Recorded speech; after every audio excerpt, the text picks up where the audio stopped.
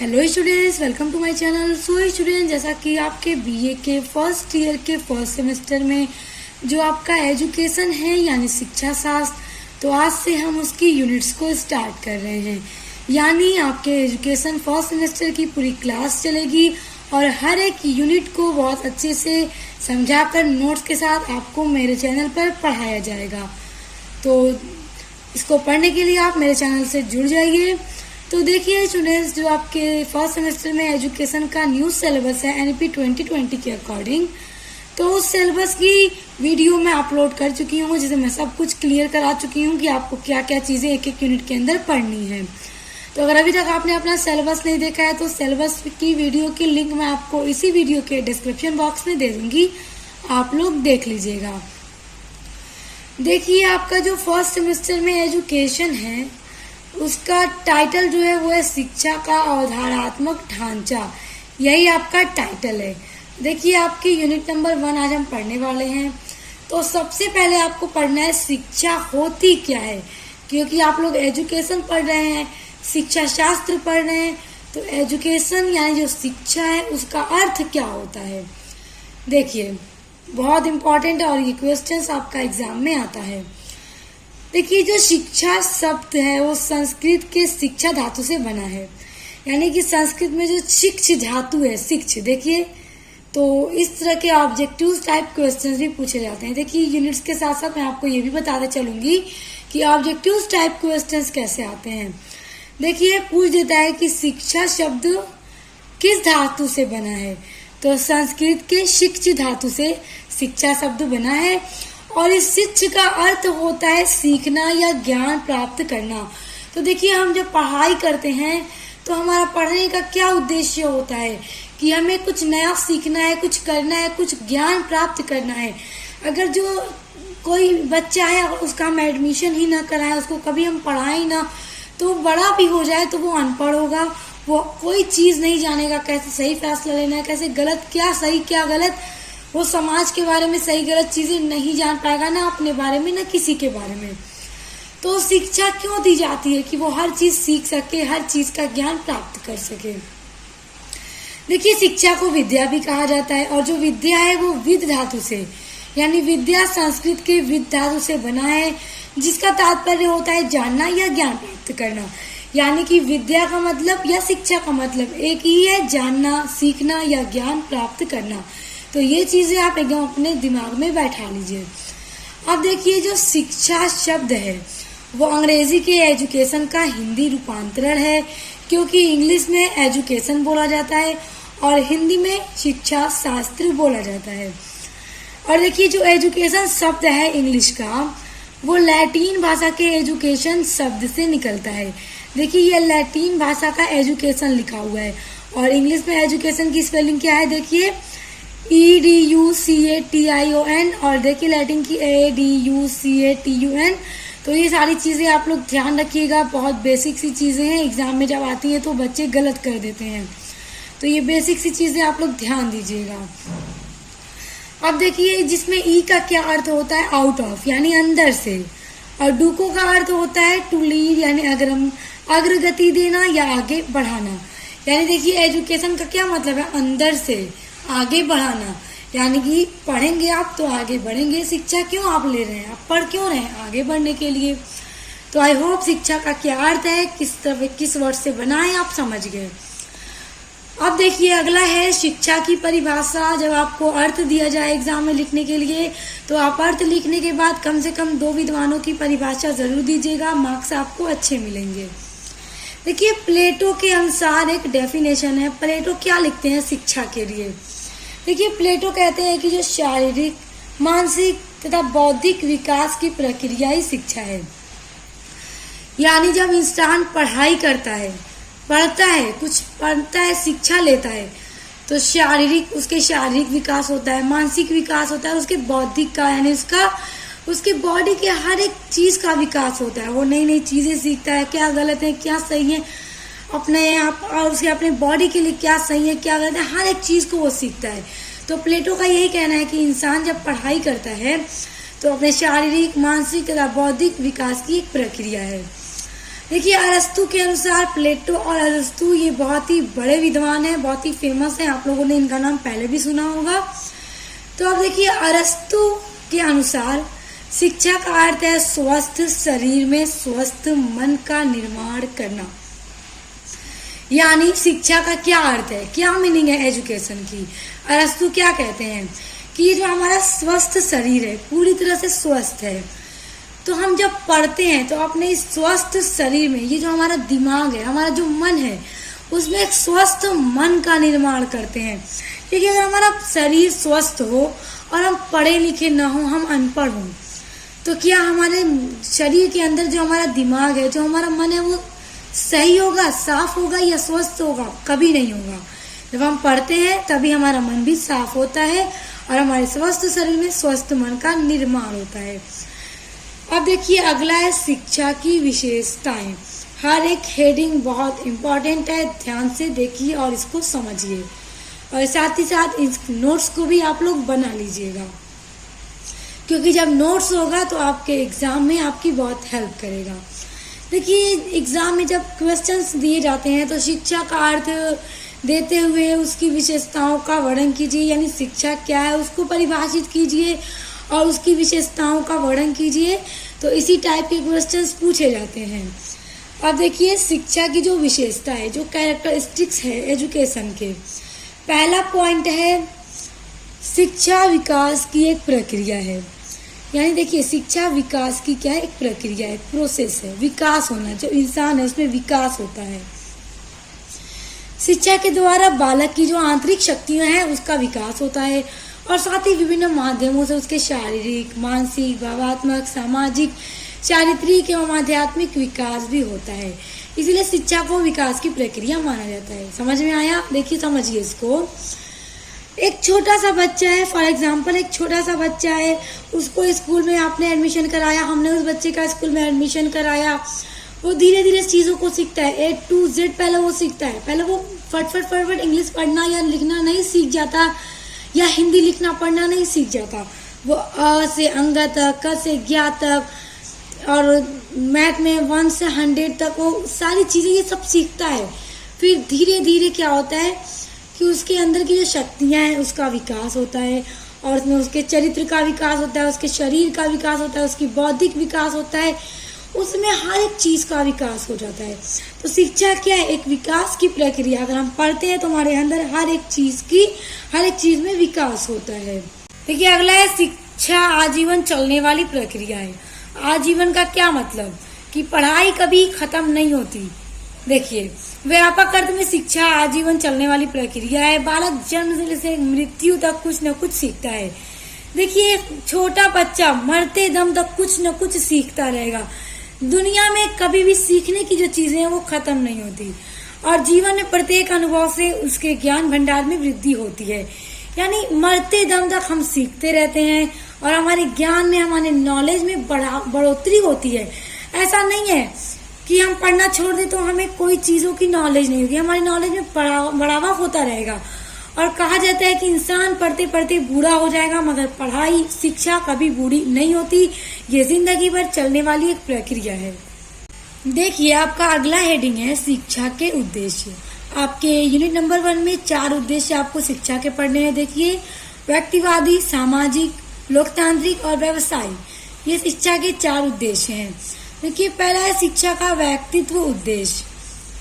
देखिए शिक्षा के व्यक्तित्व या व्यक्तिगत उद्देश्य का आधार व्यक्ति की स्वतंत्रता है।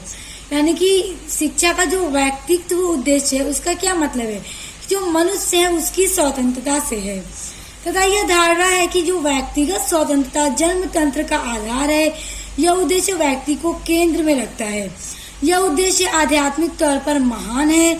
और देखिए जो शिक्षा का व्यक्तिगत उद्देश्य है वो आध्यात्मिक तौर पर क्या है, बहुत ही महान है। यानी देखिए इंसान को किस तरह से अपनी जिंदगी गुजारना चाहिए, जो इंसान के अपने लाइफ के उद्देश्य होते हैं, या फिर हर एक फील्ड में किस तरह से रहना चाहिए। तो शिक्षा के द्वारा मनुष्य इन सभी चीजों को सीखता है। उसे किस तरह की अपनी पर्सनालिटी बनानी चाहिए, कैसे लोगों के बीच में रहना चाहिए, उठना बैठना चाहिए, हर एक चीज के बारे में वो शिक्षा से ही सीखता है। क्योंकि देखिए यूकेन महोदय ने कहा है, यूकेन एक विद्वान है, तो इन्होंने कहा है कि व्यक्तित्व का अर्थ आध्यात्मिक व्यक्तित्व ही होना चाहिए। यानी कि व्यक्तित्व का क्या मतलब होना चाहिए कि जो आध्यात्मिक व्यक्तित्व है वही होना चाहिए। इससे आत्मा का विकास संभव होता है। यानी इस आध्यात्मिक व्यक्तित्व से जो आत्मा है मनुष्य की, उसके विकास संभव होते हैं, उसका विकास होता है। अब देखिए शिक्षा का सामाजिक क्या उद्देश्य है। शिक्षा का सामाजिक उद्देश्य बहुत इंपॉर्टेंट है। देखिए मतलब इसमें सामाजिक उद्देश्य का ये मतलब है कि एक मनुष्य के अपने समाज को लेकर क्या क्या उद्देश्य होने चाहिए, उसे अपने समाज की सेवा किस तरह से करनी चाहिए, ये सारी चीजों को भी वो शिक्षा से ही सीखता है। देखिए शिक्षा के इस उद्देश्य को समाजवादी उद्देश्य भी कहते हैं। देखिए यहाँ से पूछ सकता है कि शिक्षा के सामाजिक उद्देश्य को क्या कहते हैं, तो समाजवादी उद्देश्य भी कहते हैं। देखिए इस उद्देश्य को व्यक्तिवादी उद्देश्य के दोषों को दूर करने में विचार के से महत्व दिया गया है। यानी देखिए ये जो सामाजिक उद्देश्य है तो उससे एक व्यक्तिवादी जो उद्देश्य होते हैं, एक व्यक्ति का जो उद्देश्य होता है अपने समाज में, तो देखिए हर एक के अंदर कुछ न कुछ दोष जरूर होता है, जो कुछ कमी जरूर होती है। तो ये जो शिक्षा का सामाजिक उद्देश्य ये है कि उनके इन दोषों को, इन बुराइयों को खत्म किया जाता है। क्योंकि जब इंसान पढ़ेगा तो वो जानेगा कि उसे क्या करना चाहिए, क्या नहीं करना चाहिए। जो कुछ भी ना पढ़ा होगा, कुछ भी ना, जो अनपढ़ होगा वो क्या जानेगा कि समाज की सेवा किस तरह करनी है, अपने राष्ट्र के लिए किस तरह जीना है, अपने राज्य के लिए क्या करना है, वो ये सारी चीजों को नहीं समझ पाएगा। वो अपने फर्ज को, अपने कर्तव्य को नहीं जान पाएगा। तो शिक्षा जब होगी, मनुष्य पढ़ा लिखा होगा, एजुकेटेड होगा, तो वो हर एक चीज के बारे में अच्छे से समझ पाएगा और सही गलत क्या है उसको पहचान पाएगा। देखिए इस उद्देश्य का तात्पर्य यह है कि शिक्षा के द्वारा प्रत्येक व्यक्ति को अपने समाज की संस्थाओं, राज्य अथवा राष्ट्र के हित के लिए सद्भावना और प्रेरणा भर दी जाए।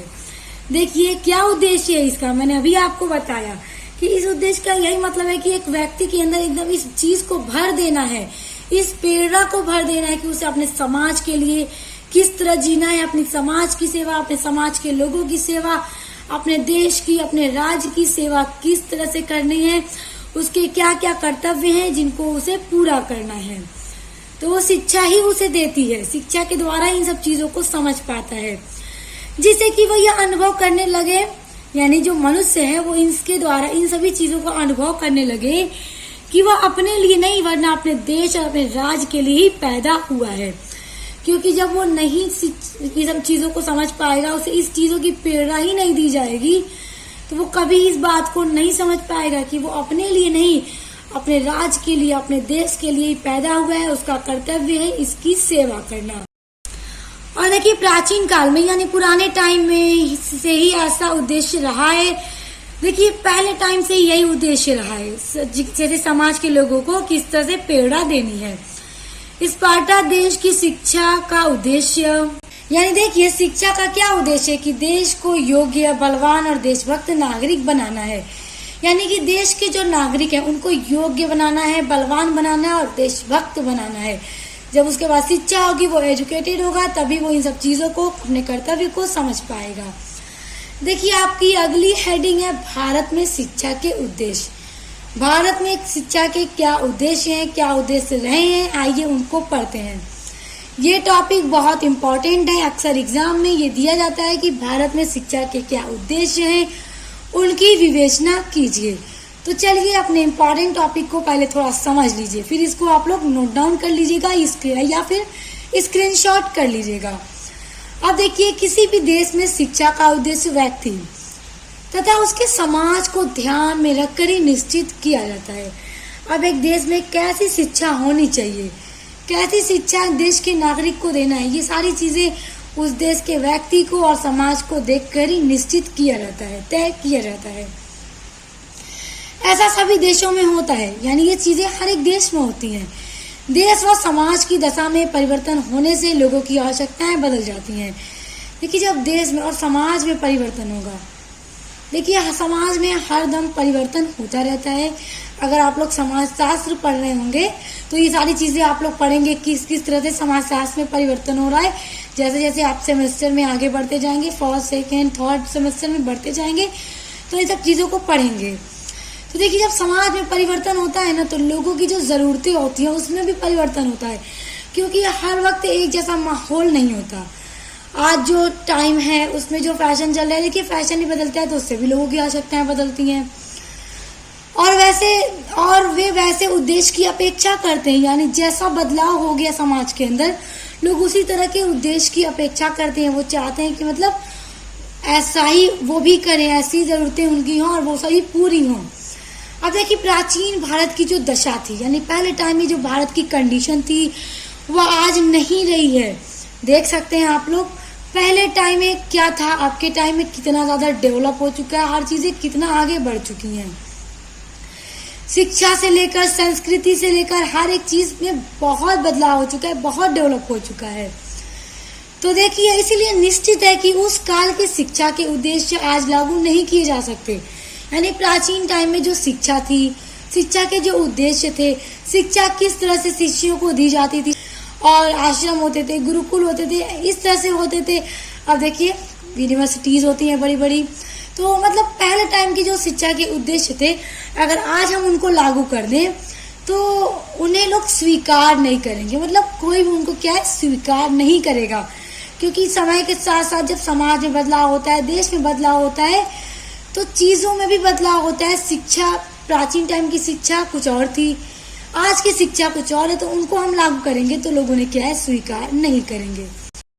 और देखिए टाइम के साथ साथ जो इंसान की सोच होती है उसमें भी बदलाव होता रहता है। इंसान रोज एक जैसे नहीं सोचता, हर चीज़ें जैसे जैसे बदलती हैं वो खुद को भी उसी माहौल में ढाल लेता है, और अपने कल्चर को, अपने हर एक चीज़ को उसी में ढाल लेता है, उसी माहौल में डाल लेता है, अपने दिमाग में हर चीज़ों को बदल लेता है। और फिर पुरानी चीज़ें अगर आप उनको दें तो वो कभी एक्सेप्ट नहीं करेगा, क्योंकि जो चीज़ें चल रही हैं प्रेजेंट में, हमेशा वो उन्हीं की मतलब अपेक्षा करेगा, उन्हीं चीज़ों को चाहेगा।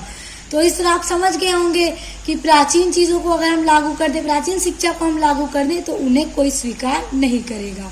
आप देखिए ध्यान से पढ़ते चलिए स्टूडेंट्स, सारी हेडिंग जो आ रही हैं, हर एक हेडिंग बहुत इंपॉर्टेंट है। देखिए प्राचीन काल से हम पढ़ना स्टार्ट कर रहे हैं कि प्राचीन काल में भारतीय शिक्षा के क्या उद्देश्य थे। पुराने टाइम में जब शिक्षा दी जाती थी तो शिक्षा ग्रहण करने के क्या क्या पर्पस थे, क्या क्या उद्देश्य थे। देखिए धर्म की प्रधानता के कारण व्यक्तित्व एवं सामाजिक दोनों दृष्टियों से शिक्षा के उद्देश्य निश्चित हुए थे। यानी धर्म की प्रधानता, धर्म को देखकर, और व्यक्तित्व यानी व्यक्ति के व्यक्तित्व को देखकर, और सामाजिक दोनों दृष्टियों से, यानी कि समाज के क्या उद्देश्य हैं, समाज के बारे में इंसान को किस तरह सिखाना चाहिए, जो अभी हमने पढ़ा पीछे सामाजिक उद्देश्य में हमने पढ़ा, और व्यक्तित्व भी उद्देश्य में हमने पढ़ा कि मनुष्य को शिक्षा इसलिए दी जाती है कि वो उसी माहौल में ढाले, हर एक फील्ड में कैसे जीना है, उसकी पर्सनालिटी कैसी होनी चाहिए। और सामाजिक उद्देश्य ये है कि शिक्षा मतलब ग्रहण करके उसे अपने समाज के लिए कैसे क्या करना है, अपने देश के लिए, अपने राज्य के लिए क्या करना है। तो प्राचीन टाइम में भी इन सब चीजों को देखते हुए शिक्षा के जो उद्देश्य थे वो निश्चित किए गए थे। अब देखिए प्राचीन काल में जो शिक्षा के उद्देश्य थे वो निम्नलिखित थे। पहला है मोक्ष या ईश्वर की प्राप्ति, यानी जो शिक्षा दी जाती थी वो ये थी कि मोक्ष या ईश्वर की प्राप्ति है, लोग ईश्वर को पाने के लिए शिक्षा लेते थे। और देखिए प्राचीन काल में लोग धर्म को ही प्रधानता देते थे, तो शिक्षा का भी पहला उद्देश्य यही था कि ईश्वर को पाना है। दूसरा थी कि धर्म की बातों का ज्ञान, यानी कि पहले टाइम में ये शिक्षा दी जाती थी कि धर्म जो है, जो रिलीजियन है, उन सभी के बारे में क्या सही है क्या गलत है, हर एक चीज का ज्ञान शिष्यों को यानी स्टूडेंट्स को दिया जाता था। क्या गलत है, देखिए कोई भी धर्म गलत चीजें नहीं सिखाता, हमेशा सच बोलना, सही राह पे चलना, लोगों का भला करना, लोगों की दया करना, मदद करना ही सिखाता है। तो धर्म में ये सारी जो चीजें हैं उनका ज्ञान दिया जाता था। चारित्रिक एवं आध्यात्मिक मूल्यों का विकास भी किया जाता था कि एक व्यक्ति का चरित्र कैसा होना चाहिए, आध्यात्मिक जो मूल्य उनका विकास किया जाता था शिक्षा को देकर के। ये भी शिक्षा का एक उद्देश्य था। अगला है सामाजिक भावना का विकास, यानी अपने समाज के जो भावना होनी चाहिए मनुष्य में, उसका विकास भी एक उद्देश्य था शिक्षा का।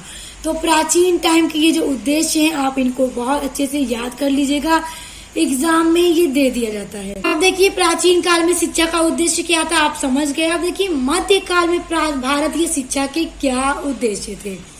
तो देखिए इस काल में मुसलमानी शासन होने से इस्लाम धर्म का आधार लेकर शिक्षा के उद्देश्य निश्चित किए गए। अब देखिए स्टूडेंट्स, मध्यकाल में क्योंकि मुस्लिमों का शासक था, प्राचीन काल में मुस्लिम नहीं थे, तो मतलब इस धर्म को लेकर के शिक्षा का उद्देश्य निश्चित किया गया था। अगर आप लोग अपने फर्स्ट सेमेस्टर में जो स्टूडेंट्स मध्यकालीन इतिहास पढ़ रहे होंगे, तो जब सेकेंड सेमेस्टर में जाएंगे तो वो इन सभी के बारे में पढ़ेंगे। अपने मध्यकालीन इतिहास में जो मुस्लिम शासक थे उन सभी के बारे में आपको अपने सेकेंड सेमेस्टर के बीए के सेकेंड सेमेस्टर के मेडिवल हिस्ट्री में पढ़ना है। तो जो पढ़ रहे होंगे वो जानते होंगे मैंने और यूनिट्स कंप्लीट करा रखी हैं।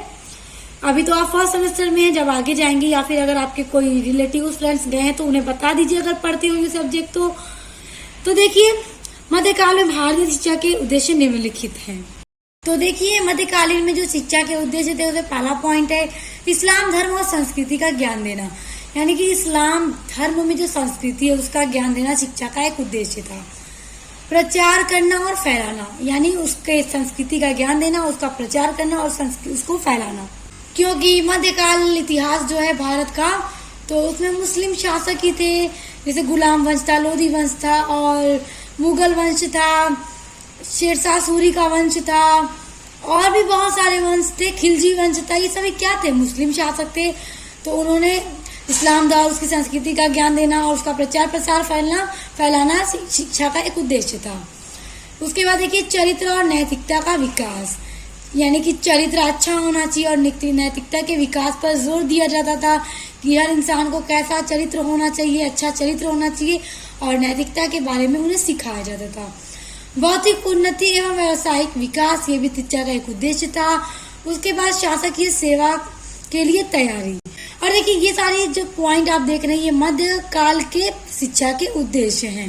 अब देखिए अगला टॉपिक है आपका आधुनिक काल में ब्रिटिश शासन के अंतर्गत शिक्षा का उद्देश्य, यानी जो भारत का आधुनिक काल है तो उसके उस टाइम में शिक्षा का क्या उद्देश्य था। क्योंकि देखिए जब मध्यकाल में मुगलों का जब अंत होता है तो उसके बाद ही ब्रिटिश आ जाते हैं भारत में, तो वो लोग अपना यहाँ पे शासन स्थापित कर लेते हैं। तो उनके हिसाब से जो शिक्षा का उद्देश्य था वो देख लीजिए, पाश्चात्य ज्ञान, भाषा और साहित्य का तथा विज्ञान का प्रचार करना। उन्होंने पाश्चात्य ज्ञान, भाषा और साहित्य विज्ञान का प्रचार करना शिक्षा का एक उद्देश्य बनाया। उसके बाद भारतीयों को शासन के लिए आवश्यक क्लर्क बनाना, यानी भारतीयों को शासन के लिए क्लर्क बनाना उनके शिक्षा का ये एक उद्देश्य था। और ईसाई धर्म का प्रचार करना था, ये उनके शिक्षा का उद्देश्य था। और उसके बाद वर्तमान टाइम में जो भारत की शिक्षा का उद्देश्य है वो आप सभी लोग जानते हैं। शिक्षा किस तरह से की जा रही है, कैसे हो रही है, यूनिवर्सिटीज में, बड़े बड़े कॉलेज में शिक्षा किस तरह से दी जा रही है, आप लोग सब जानते हैं इस बात को। तो ये सारे शिक्षा के उद्देश्य आपको समझ में आ गए होंगे, एग्जाम में दिए जाते हैं, तो इसको नोट डाउन करके लर्न कर लीजिएगा, आपके एग्जाम में आएगा तो आपके लिए इजी रहेगा। स्टूडेंट्स देखिए एक और इम्पोर्टेंट बात आप लोगों को बता दूं कि आप लोग अपने बीए के फर्स्ट सेमेस्टर में हैं, तो जो भी स्टूडेंट्स फर्स्ट सेमेस्टर में एजुकेशन के अलावा इंग्लिश लिटरेचर पढ़ रहे हैं या सोशियोलॉजी पढ़ रहे हैं तो उनकी पूरी यूनिट्स मैं कंप्लीट करवा चुकी हूँ। पूरी 1 से लेकर 8 यूनिट कंप्लीट हो गई है। उसकी अलग से प्लेलिस्ट मैंने अपने चैनल पर बना दी है और उनके मॉडल पेपर की वीडियोस अपलोड की हैं कि किस तरह के पेपर एग्जाम में दिए जाते हैं और उनसे रिलेटेड इंपॉर्टेंट क्वेश्चन की वीडियोस भी अपलोड कर रखी है। तो आप लोग उनको देख लीजिएगा किस टाइप के क्वेश्चंस आते हैं और अपने यूनिट्स को पढ़ने के लिए एक बार चैनल पर विजिट कीजिएगा और प्लेलिस्ट को चेक कीजिएगा।